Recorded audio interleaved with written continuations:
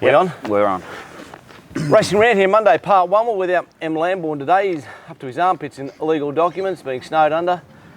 So we're going to do part one by ourselves. We've just did part two first because we thought we'd have Lambourne back and he's not here. Mark Shean's on the show. We're going to welcome him again. Mark, welcome to the show again. It's all a bit there it is. We're going to talk about, we'll talk to Mark a bit later on about what he's doing, what's going on, and we'll talk about the races on Saturday, guys. First race. First of all, Rosehill raced bloody fairly, really safely. Amazing effort by all concerned. Yes, let's race on those kind of tracks more often. Stewart's made a great decision. Got the meeting ahead. The curator, Lindsay Murphy, would have been involved. They got the job done and it raced really safely and pretty true. We saw a great slipper. We saw a great run by Winks. We saw a great card. Okay, if it wasn't Rosehill, but let's say it was Randwick. They wouldn't have raced around. Yeah. If it was a midweek or a normal meeting, they wouldn't have raced? Probably not either. The fact it was a golden slipper, we had that much prize if it was Randwick, they could have been pushing each other over the fence on the outside, couldn't they? So we'd had a lot of rain around that area, so I think Randwick would have really struggled to race on Saturday. So all going forward this Saturday at Rosehill, it's going to have a really chopped up track and wet conditions again. We've got a wet week. We've done about Warwick Farm on Wednesday. We don't know what's going on really, do we? I know I'm in court and stuff, I know that. Looking forward to meeting the judge. I mentioned to the Newcastle track, which we talked earlier on, played really well on Saturday. Played really well for the lowest meeting of the year on that Friday, a meeting they've destroyed. I don't know whatever happened to the Cameron. Used to be a great what is so good about that grass as far as drainage is concerned? But Strathair? Is it Strathair? Well, it's Strathair, so it's similar to what they've got in Hong Kong, but it's what they had on the Kensington track as well. But I suppose the problem with the Kensington track was the base that they put down underneath it was probably the wrong base to start with, and so the Strathair then didn't knit properly or something like that. But this apparently the water runs through quite quickly. So let's keep our fingers crossed at a races like that all the time, because they said that about the Kenzo track when it first came in. Can they get Kenzo right? Oh, they take it up. Jeez, if they've had another go, it'd be good. Look, it's a great idea to have another track on the inside of Randwick, isn't it? Let's hope it works out this time, but we don't know. All right, first race, we saw these two Melbourne visitors. They gapped the rest by 13 lengths. Obviously, the protest was upheld. First of all, thoughts on the protest, guys? I thought it could have gone either way. I'm usually pretty severe on changing results, but I thought upheld for sure. Yeah, I'm going. Yeah, the favourite was upheld. Yeah. He didn't stop riding though. Look, it could have been 50-50 for me, but he didn't stop riding, and the second horse past the post eventually did come in on our century again at the finish, so there was contributing interference. But you know, I think he could have said if Big Duke could easily have got it, and our century could have easily held it, but. Okay. Stewart's made their decision. I'd say because there wasn't like big contact, was there? There wasn't gradually. a mad bash. All right. Do you want to talk about the race, or we've just bored shitless? Well, what is it? Tasmania, Melbourne, Sydney? I think it just exposed how poor Sydney stayers are. Allergic, Kinema, Shalmanisa, Cafe Society, Paragon.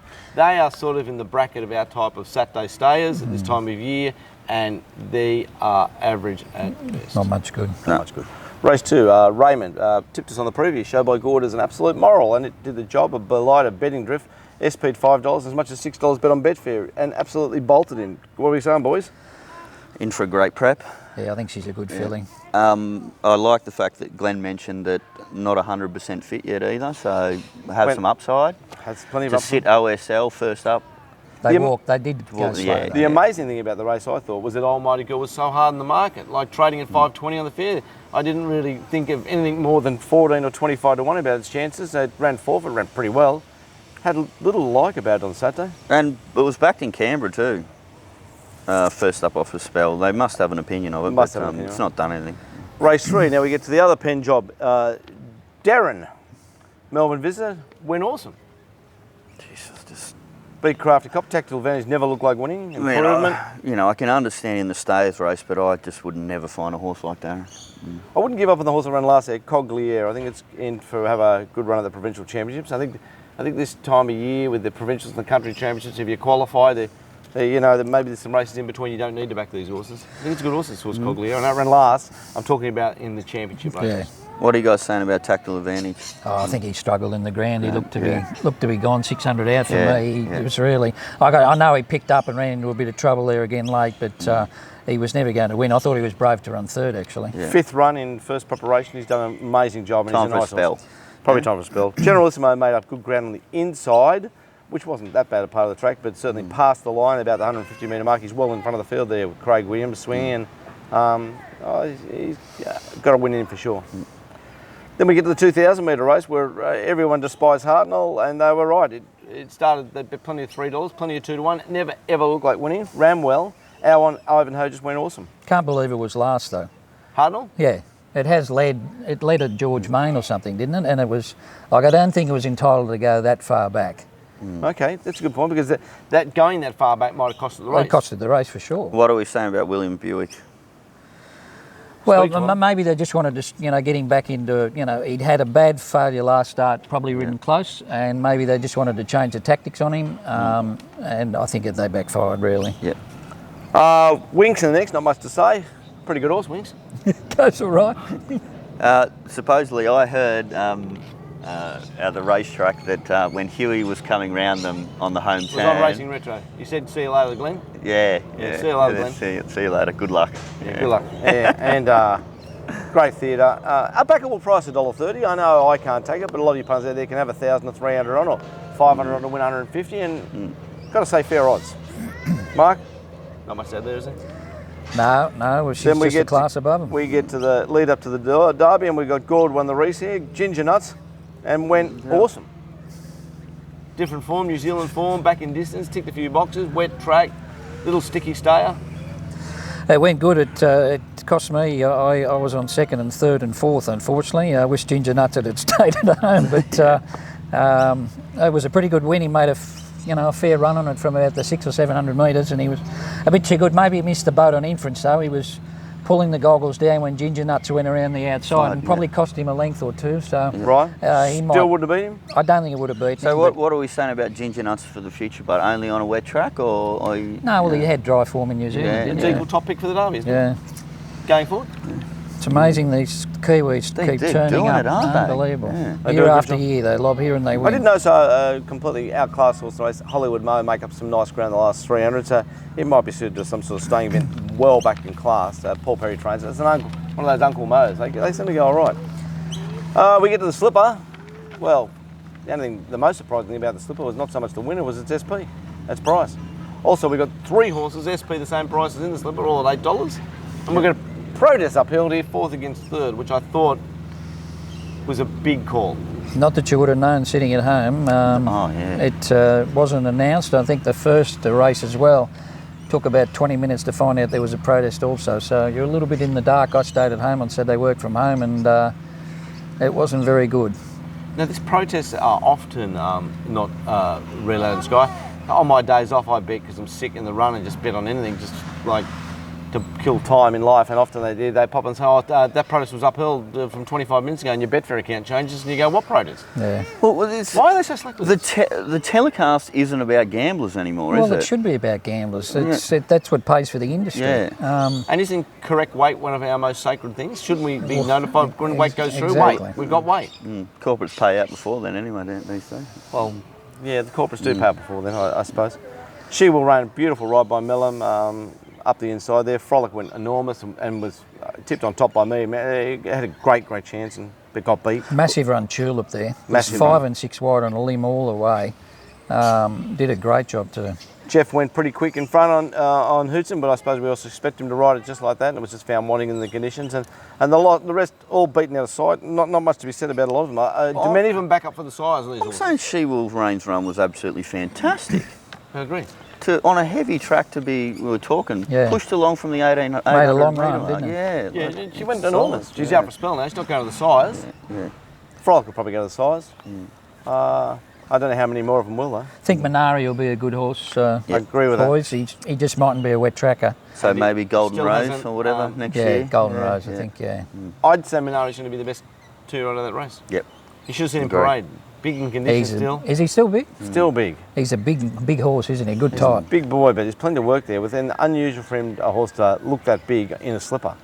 The rest, anything we're going to talk about there is Diamond Taggart is a horse I got time for. Just a lot of them didn't handle it, did they? Like Catchy's run last. Yeah. He was unbeaten going into the race. It's not proper form. Yeah. Russian Revolution paraded particularly poorly and did an outstanding job. I can't tell you what a good horse this horse is.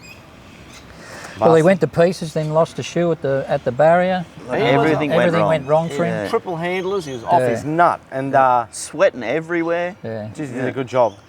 Jungle Edge ran third there, typical wet track off Cape Forest up the inside, bringing back days of yesteryear. Yeah, but Glenn, this is a Russian Revolution, because it was one off the trial that I stamped. Well, I'm going to back this every start. This preparation. Well, that trial was outstanding. And that was beat Raymond. Raymond, yeah. They ran the fastest last 400 by a second. Wow. And just absolutely brained the rest on that day, and they both come out and run very well. Did you back either of them?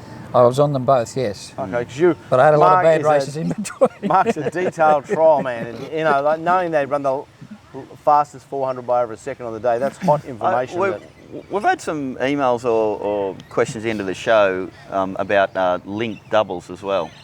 There was a possibility to sort of get involved there, because with Raymond being so dominant, you could see there was going to be money for Russian Revolution. You know what I mean? Coming out. But of early in the trial. day, she was only 5-2 though. Got the blows at the races. You probably would have ended up. If you'd taken a double, you wouldn't end up doing your nuts. Oh, yeah. Well, I mean, but your double would be late on Raymond, and then you're getting the good price Russian Revolution. Yeah. So. I thought Glenn Hall was terrific in that race. Got skittled about the 800, and he made up a stack of ground out wide, which was probably not the place to be there in the races from the chute. Is he just one of those horses, bud? Always runs a good race. He's lovely race. He's only had 3 or 4 runs, hasn't he? He's lovely race. You just don't like him because his first name's Glenn. A lot of other horses there that failed. Again, the track condition and blah blah blah. Going forward, I'd be wary of all these horses going to drier tracks. But are we going to see drier tracks again? Are we going to be wet for months? Well, they're tipping rain again all week, aren't they? So. And then there's a thing called winter coming up.